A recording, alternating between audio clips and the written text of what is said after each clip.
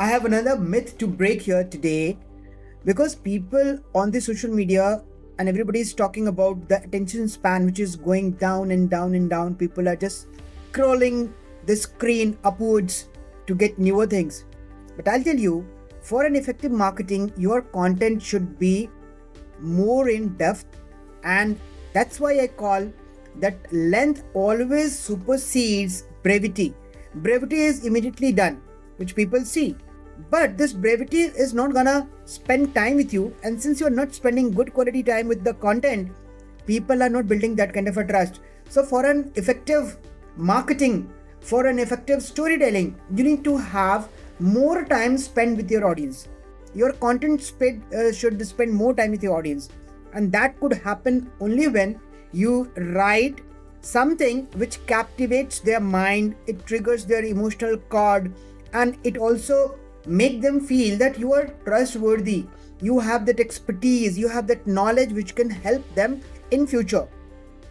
So the myth is about length versus brevity.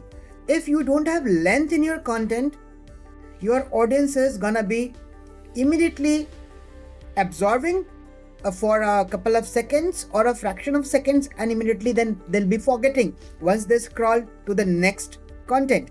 So what you have to do, first of all, break this myth that you only need to have shorter content in terms of engagement with your audience, right? So you should be having a combination of some shorter content, yes, and obviously to build trust, to build the worthiness, you need to create bigger, lengthier content.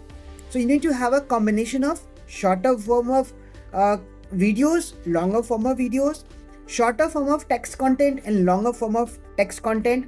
And when you juggle this together, your audience will be making better connections with you. That's the whole purpose. The whole purpose of doing anything on social media, when you're doing it and utilizing it as a business, you need to be very much familiar how your audience is gonna react, how your audience is gonna engage with you, right? And I always give this example. When you are watching a web series, if you like it, you see multiple episodes of it, don't you?